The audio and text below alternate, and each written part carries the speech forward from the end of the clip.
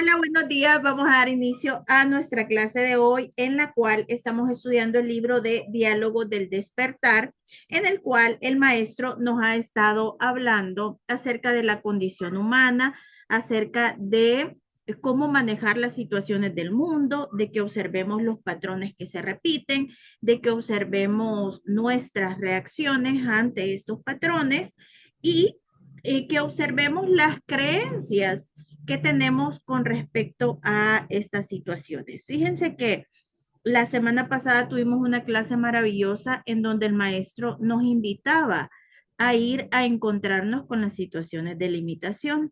Esto es muy bonito cuando nosotros podemos hablar acerca hay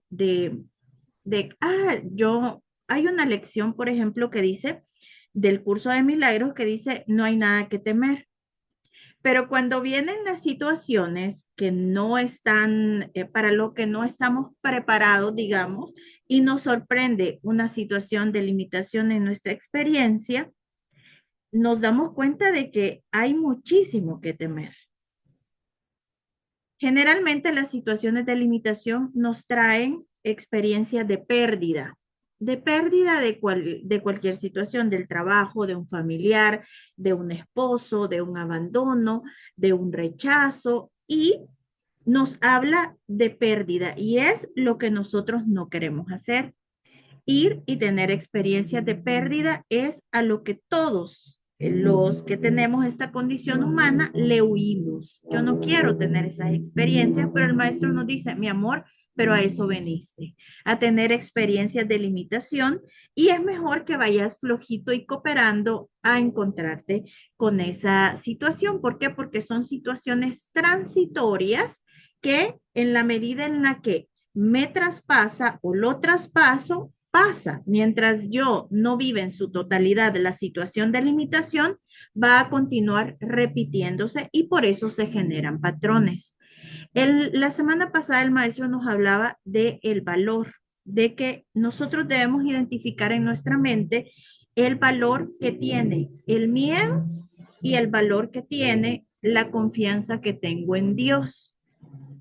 Cuando nosotros estamos en este proceso de práctica, yo les decía que exactamente la semana pasada estuve pasando por una situación de limitación en donde el maestro, yo intentaba ir y decir, voy a ir a tope a esto, voy a ir a tope a esto, pero tenía mucho miedo.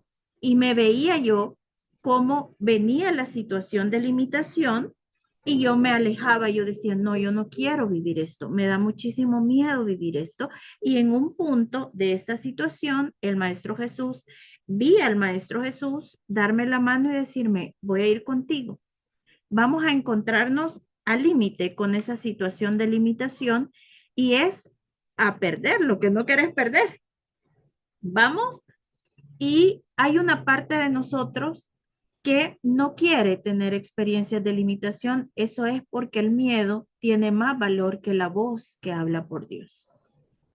Aun cuando yo tenía enfrente la mano del Maestro Jesús ofreciéndome acompañarme y asistirme en el proceso de ir a encontrarme con la limitación que era a desvalijarme, a perder, a llorar, a ir ahí, yo no quería ir.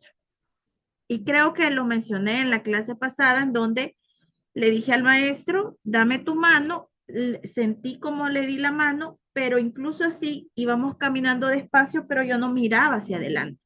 Yo estaba muerta de miedo de ir y vivir esa situación. Había una parte de mí que se resistía completamente a experimentar la situación de limitación. Y eso es lo que el maestro necesita, ese punto exacto es el que el maestro necesita que nosotros experimentemos de cuánto pesa el miedo y cuánto pesa su voz, porque él te está diciendo que no hay nada que temer.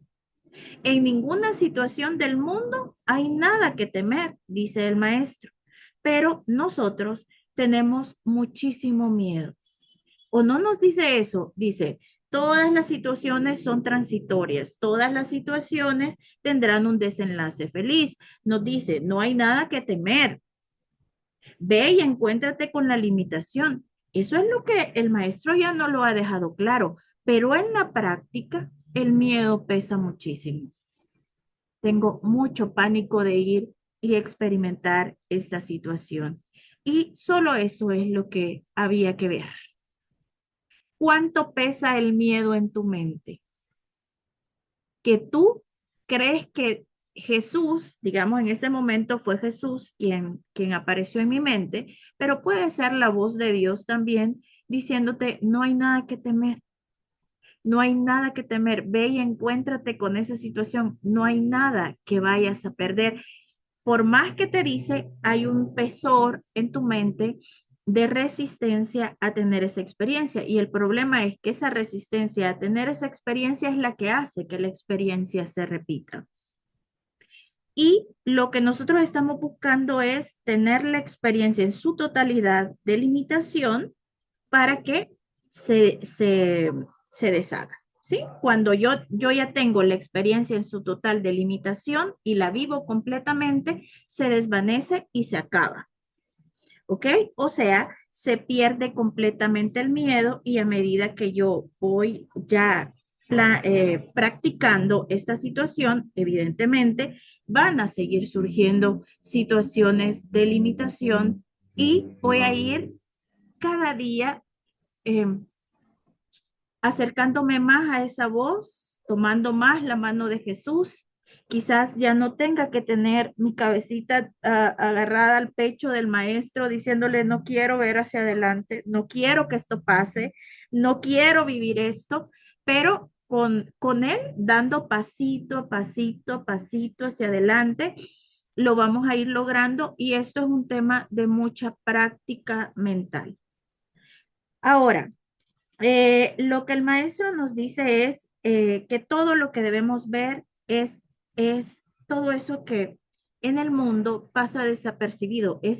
Estamos entrando en una esencia del sentir, de sentir el miedo que solamente una mente entrenada lo puede experimentar.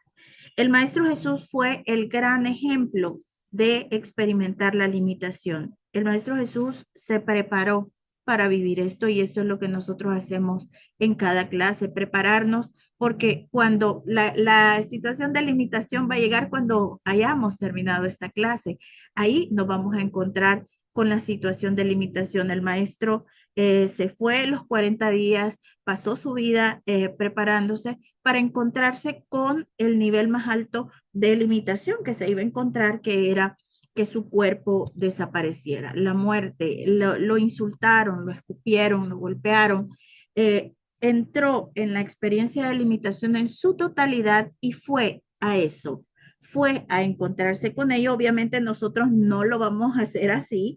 El maestro, digamos, nuestras lecciones son mucho más sutiles, no son tan impactantes como las del maestro, pero díganme ustedes cómo puedo yo decirle a Jesús, no, yo no puedo hacer eso cuando él fue y lo hizo de una manera magistral, que ni siquiera pujó, ni siquiera se resistió, no le dijo a alguien no me pegues, no le dijo a alguien no lo hagas, no, fue completamente vulnerable a encontrarse con esa manera, con esa limitación, porque esa iba a hacer que su personaje desapareciera por completo y que emanara el Cristo en él. Eso fue la clase de la semana pasada, básicamente, que nos llevaba el maestro a sentir el miedo de encontrarme con esa limitación y a decirnos, estoy contigo, voy a caminar contigo hacia ahí, no tengas miedo y que esa palabra de Jesús, no hay nada que temer y no tenga miedo, no tengas miedo, valga más que toda tu resistencia a tener esa experiencia. ¿Sí? Esa fue la clase de la semana pasada. Ahora le preguntan al maestro, fíjense esto va a seguir apareciendo. Las situaciones de limitación, mientras no se vayamos nosotros conscientemente a experimentarla completamente, va a seguir apareciendo en diferentes formas, con diferentes personas, en distintas situaciones. Y le preguntan al maestro, ¿a esto se le llama karma, maestro? Y entonces venimos acá y vamos a ver ahora otro tema que es el karma. ¿Ok? El karma básicamente es que para cada acción hay una reacción. y es una idea de pagar por los pecados. El karma, nosotros estamos, lo que nosotros hacemos cuando vamos a encontrarnos con la situación de limitación es que se desarma el personaje y nos transfiguramos al Hijo de Dios. Lo que sucede en ese momentito en el que tú caminas con Jesús y vas directamente a la situación de limitación cuando estás ahí en ese, con Jesús, la situación de limitación y todo eso, lo que se da es que tu personalidad, tu personaje se va deshaciendo y se le va dando lugar a la transfiguración de tu ser un cuerpo a ser y a convertirte en el Hijo de Dios. El karma solo puede suceder en las personas. En las personas, en Hilda, en Gaby y en Leslie. Ahí aparece el karma porque parece ser que ellas hacen algo y ese hacer les trae una reacción. Pero cuando tú ya estás en el proceso de identificarte con el Hijo de Dios que verdaderamente eres, no existe el karma. Para que el karma exista debe haber un personaje que hace para que haya una reacción. Si no hay un personaje ahí, fíjense esto. Este es un detalle muy importante del karma y ojalá lo podamos captar. Una persona que, por ejemplo, se robó una computadora. Se robó una computadora. Y esa persona es un ladrón y va a tener una reacción dentro de la energía de la tercera dimensión porque esa persona se robó una computadora y ahora resulta que el karma lo va a perseguir. Ahí hay un personaje, ¿sí? Un protagonista. Y esa protagonista, digamos que soy yo. Yo vengo, me robo la computadora y después o me la roban a mí o me dejan sin nada. Y entonces el karma existe en ese nivel. Pero si yo me robé la computadora, yo me la robé, pero en mi trabajo espiritual comienzo a observar que todos los actos que yo realizo dentro de la forma son guiados por un sistema de pensamiento que se llama ego. Y hay muchas personas que roban y no se dan cuenta hasta después que han robado. Esto no quiere decir que yo justifico el robo, no, pero hay o generalmente sucede que es en un instante. Una persona que está acostumbrada a robar es en un instante. El otro día una muchacha en el súper agarró una caja de chicles y volvió a ver así a todos lados y me vio a mí que estaba ahí, no sé qué, no sé cuánto, se metió los chicles a la bolsa.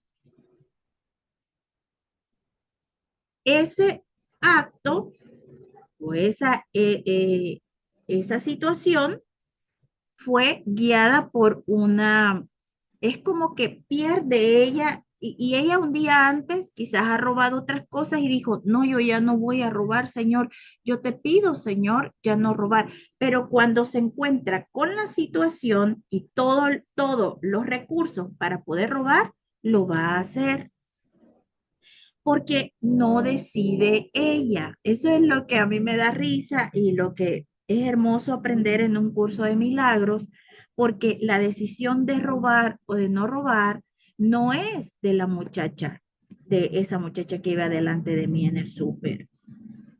Ella un día antes pudo haber dicho, nunca en mi vida, Señor, en una iglesia arrodillada, vuelvo a robar. Pero en el momento siguiente, del siguiente día, donde se encontró con todos los recursos para ejercer el hecho, lo hace. No lo puede evitar. Y así los vicios, y así la comida, Y así todas las cosas que nosotros hacemos en automático. Entonces, digamos que yo ya tengo conciencia. Primero está la persona Leslie que se roba la computadora y que me va a generar robarme la computadora muchísima culpa, ¿sí? Y lo que trae, la vibración que trae que yo pague por eso es la culpa. Fíjense esto.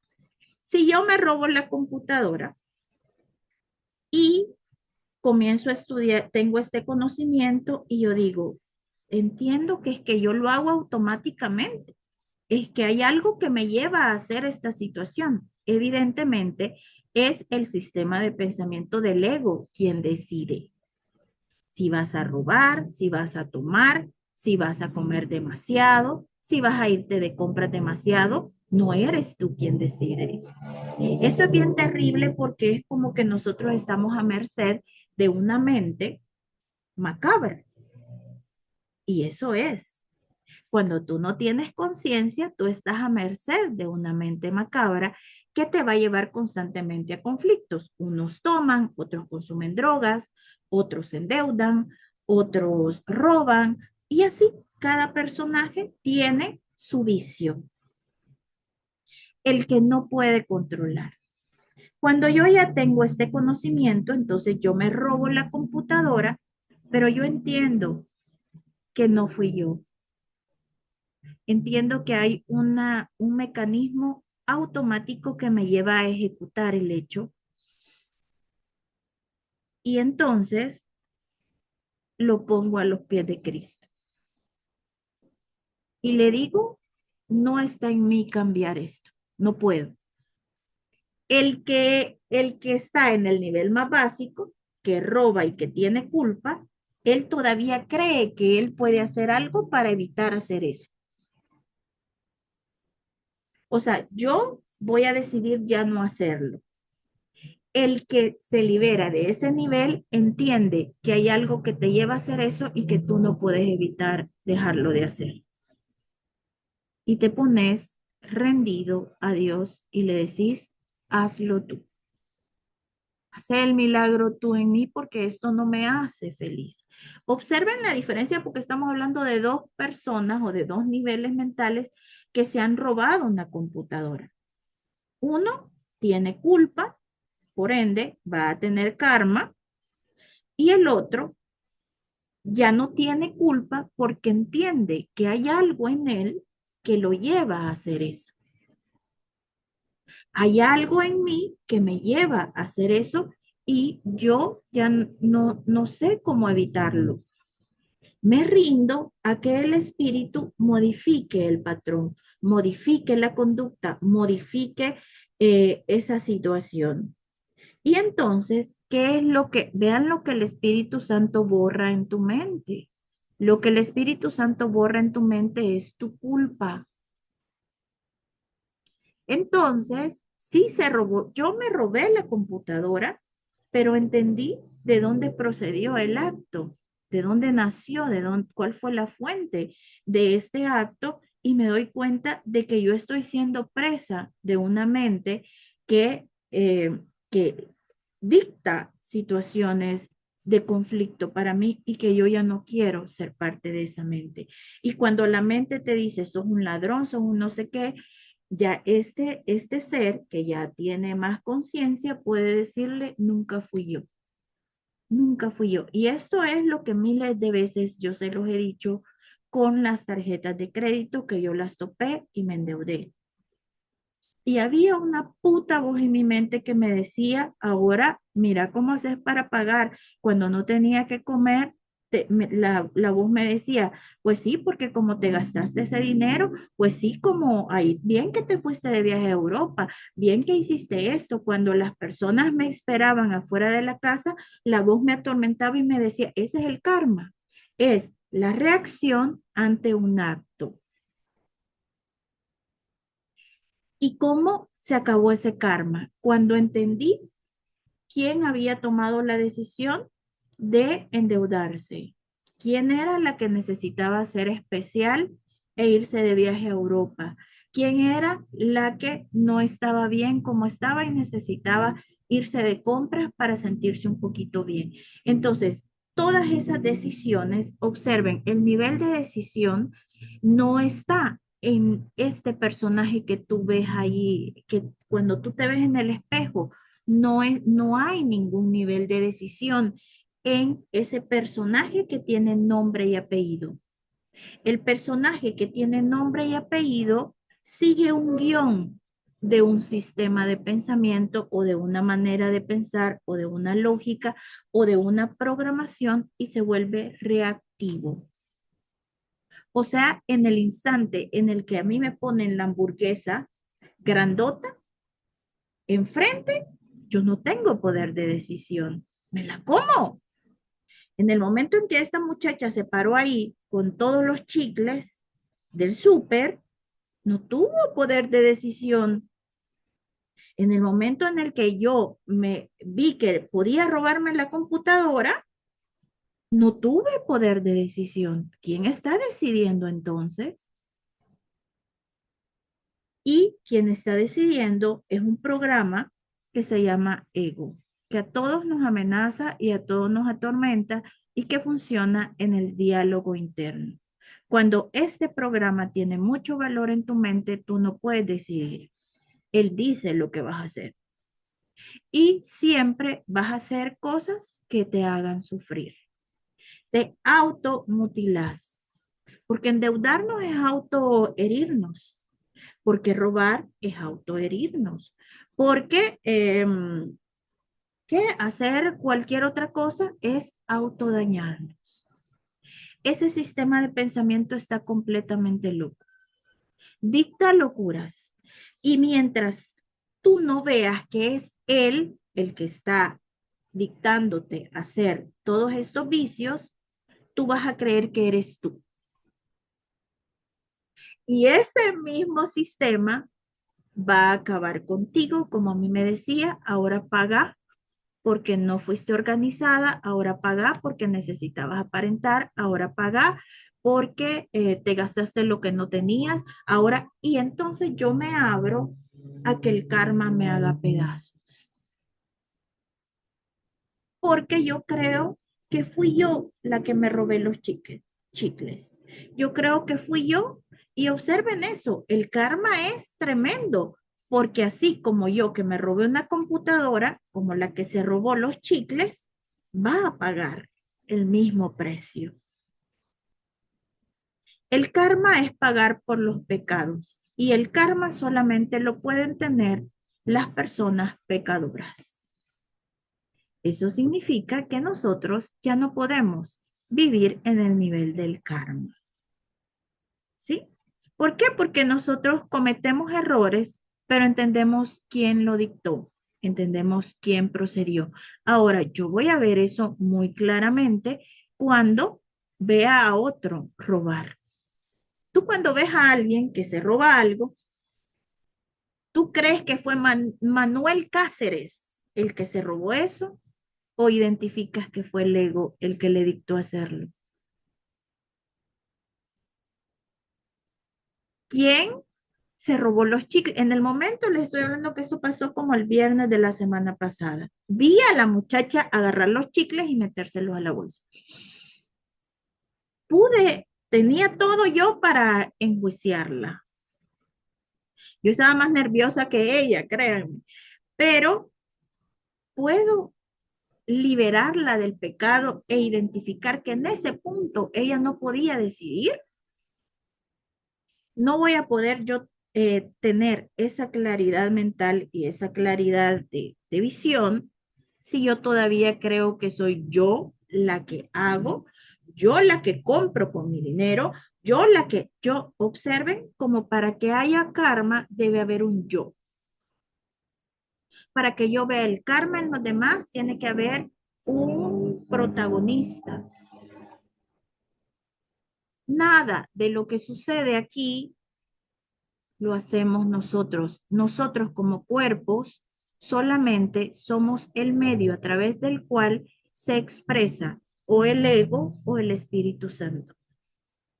Cuando tú haces el mal, nunca fue Manuel Cáceres No fue Manuel Cáceres. Manuel Cáceres le dictó una mente que hiciera eso, una lógica, un montón de creencias, un montón de situaciones que lo llevaron a hacer esa situación. Y cuando tú eres buena gente, tampoco nadie te debe nada, porque nunca fuiste tú. Cuando yo voy y llevo comida a los ancianos de un lugar de ancianos, yo no soy yo. Si yo fuera, si yo voy y me identifico de que yo soy la que hago estas cosas buenas, entonces voy a estar esperando algo a cambio de la vida, algo a cambio de los demás. Voy a irme sintiendo yo la buena. Es una trampa. Pero cuando tú sabes perfectamente que todo lo bueno que haces es guiado por el espíritu, tú no esperas nada a cambio. Tú solo eres el medio, tú solo eres el medio. Y a ese punto en el que no hay personaje, se le llama Dharma. El karma está donde el personaje actúa. El Dharma está donde soy un medio para que la verdad se exprese, para que el amor se exprese. Entonces ya no hay karma, solamente Dharma. Y aunque yo haya cometido este acto de robo, si yo ya tengo la conciencia de que nunca fui yo y me perdono por eso, porque entiendo perfectamente que estoy juzgando o la mente está juzgando a un personaje que el pobre no tiene la capacidad de hacer nada, solamente de obedecer. Todos sabemos que los cuerpos, su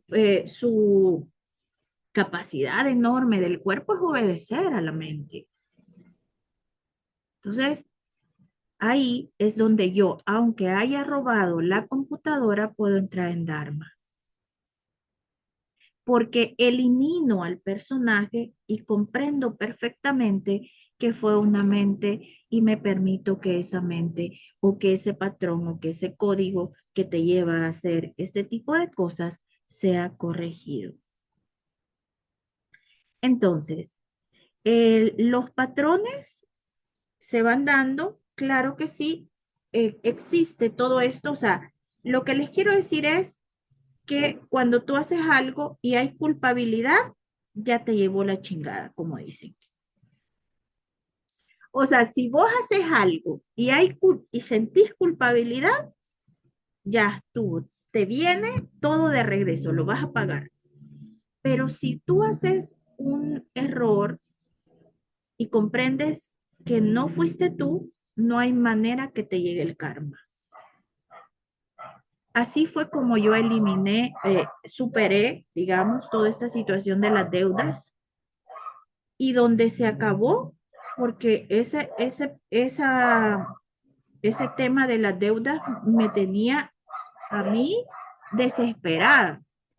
O sea, era como que me merecía no tener comida, me merecía que me quitaran la casa, me merecía todo lo malo, me merecía, hasta que un día, estudiando un curso de milagros, pude volver a ver al ego y le dije, nunca fui yo, ya no tengo por qué pagar por esto. Ese día se acabó el karma con mis deudas.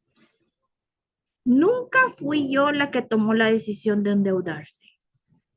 Eran tus putos dictados de mierda que me hacían sentir vacía y que me hacían sentir todo eso, es el ego el que te genera todo ese montón de pensamientos, todo ese montón de necesidades, todo ese montón de vacío. Es el ego. El cuerpecito solamente está aquí para obedecer al ego y lo va a obedecer a rajatabla, igual que va a obedecer al Espíritu Santo. Entonces, el nivel del ego es un nivel muy básico de conciencia. La acción y reacción, la culpabilidad, el pecado, todo ese nivel es un nivel muy básico de conciencia. Y en ese nivel sí vas a tener una reacción, sí va a haber un pago por el pecado. ¡Auch! Sí va a haber un pago por el pecado, definitivamente que sí va a haber. Pero cuando tú te liberas esa culpabilidad, entiendes de dónde procedió, entonces te liberas de ello. Pero bueno, vamos a ver lo que dice el maestro. Le pregunta el estudiante, a esto del patrón de que las cosas se repitan y se repitan, a esto se le llama karma. Y dice el maestro, karma, quisiera decirte, es meramente una excusa para continuar un patrón al que te has acostumbrado. Muy a menudo ese patrón es de la clase que dice que hay algo bueno o hay algo malo. Y que para haber experimentado la totalidad de cualquier cosa, debes haber experimentado ambos aspectos. Esto es una elección, pero si esta es tu elección, tal será tu patrón. Bueno, vamos a ver, porque esto está algo, bueno, ya expliqué lo que es el karma, ¿verdad? Ahora, lo que el maestro dice es, esto es una justificación para no ir y vivir la experiencia en su totalidad. Y es lo que hablábamos del maestro espiritual y el estudiante espiritual y el maestro espiritual. Es que el estudiante todavía va a ver si esto es bueno, si esto es malo, si esto es de dónde vino, quiénes están involucrados. Toda esta situación lo que hace es que no permite que vayas a la experiencia. El maestro espiritual ya no anda viendo que el karma, vean cómo estas palabras, y son palabras de espiritualidad, de el karma, de vamos a deshacer el karma, vamos a ir a esto y el karma. Yo les cuento que pasé años limpiando karma con decretos en metafísica, que esto, que el otro, todo este tema cuando tú no tienes claro lo que el karma es, solamente retrasa que tú vivas la experiencia de limitación en su totalidad. Acá no se trata de karma, no se trata de que si es bueno, no se trata de que si es malo, se trata de que hay una experiencia de limitación. Y la experiencia de limitación no es buena ni es mala, es una experiencia de limitación que tiene que ser vivida en su totalidad. Entonces, dice el maestro que a esto del karma es meramente una excusa para continuar un patrón al que te estás acostumbrando. Y hay gente que eso es de locos porque felices pagan el karma. Felices siguen viviendo el patrón de limitación. Todas estas cosas en la religión son muy santificadas. El que sufre es muy santificado. Nosotros debemos comprender que todas estas palabritas que se oyen muy espirituales, como el pecado, como el karma, que pueden llegar a ser santificados, es de locos. Nosotros no podemos permitir en nuestra experiencia nada que nos traiga dolor. Voy a ir y voy a vivir la experiencia de totalidad, pero la experiencia de totalidad de limitación es transitoria. Estas situaciones del karma alargan, entras tú en esa vibración del pecado, yo soy un pecador, y lo dicen con orgullo. Lo dicen como si fuese, eso los hiciera santos, pagar por sus pecados. Y es de locos. Entonces, el karma, el pecado, ser pecadores, abrirme a vivir karma, a limpiar karma, todo esto no tiene ningún sentido. Son palabras muy espirituales, pero nosotros estamos en el nivel del Dharma, en donde ya no hay un personaje que actúa, que hace, sino que este personaje que tú ves en el espejo es el medio a través del cual se expresa o una mente demente o una mente completamente sana, que es el Espíritu Santo. Tú no eres quien hace lo malo y tampoco eres quien hace lo bueno. Ese personaje es el medio a través del cual se expresan esas dos mentes. Mientras tú sigas creyendo que tú eres el bueno, que tú eres el malo, que vas a seguir siendo o santo o pecador o karmático o... Entonces, hoy vimos básicamente la explicación de cómo se experimenta el karma, de en qué niveles básicos de conciencia se experimenta, en el nivel del pecado, en el nivel de la culpabilidad, es donde las acciones tienen una reacción. Tú no tienes por qué pagar absolutamente nada, porque tú no has hecho nada. Tú le hiciste caso a una mente que te decía, y ahora hace esto, y ahora sufrí, y ahora golpea, y ahora hace esto. Mira, te decía que atrás venían con un cuchillo. ¿Cómo no ibas a sacar el tuyo? Si esa mente te tenía todo. ¿Quién es todo eso? Es el sistema de pensamiento del ego que nos empuja a hacer estupideces, a endeudarnos, a pelear, a llorar, a sufrir, porque esa es su función. Ese es el trabajo del ego. El trabajo de tu diálogo interno es atormentarte. Y mientras ese nivel tenga más valor, que fue lo que hablamos al principio, de que tiene más valor en tu mente, la voz que te dice, te va a pasar esto, vas a perder esto, vas a hacer el otro, o la voz de Jesús o de el Espíritu Santo de Dios que te dice, mi amor, no hay nada que temer. Vamos a vivir eso. No hay nada que temer, mi amor. Vamos a vivirlo juntos. Dame tu mano y vamos. Cuando hay una situación de limitación frente a ti, ¿cuál voz tiene más valor para ti? Porque tú has hecho un montón de elecciones por un año que te están diciendo que todo tendrá un desenlace feliz, que te están diciendo que eres completamente amado, que eres eterno, que eres perfecto, que eres invulnerable. Ahora, en la situación práctica que viene frente a ti, ¿cuál voz tiene más valor para ti? Aquí no se trata de cuál voz vas a escuchar, es que te des cuenta que generalmente la voz que tiene más valor es la que te dice que lo vas a perder todo, que nada sirvió, que nada valió la pena, que nada tiene sentido, ante la voz de Dios que te dice, mi amor, todo tendrá un desenlace feliz, porque eres el tesoro de Dios, porque eres su santa voluntad y porque eres realmente amado. Y dice el maestro, eres una criatura de un valor invaluable, algo así, bueno, se me va. Entonces, ¿cuál voz tiene más valor para ti? Solo acepta que la voz del miedo ha dominado tu mente y permite que sea el espíritu quien elimine ese valor que tiene esa voz en tu mente y que de ahora en adelante podamos tomar la mano de Jesús que nos dice que no hay nada que temer y que todo tendrá un desenlace feliz y vayamos hacia cualquier situación que se presente en el mundo con esa perspectiva de soy amada, puedo confiar, eh, soy bendita, el Padre me ama, nunca estoy sola, soy soportada, soy guardada. Esa es la voz que de ahora en adelante debe tener más valor para ti. ¿Ok? Así es que bueno, nos quedamos hasta aquí. Les mando un beso a cada una y nos vemos la próxima semana. Bye.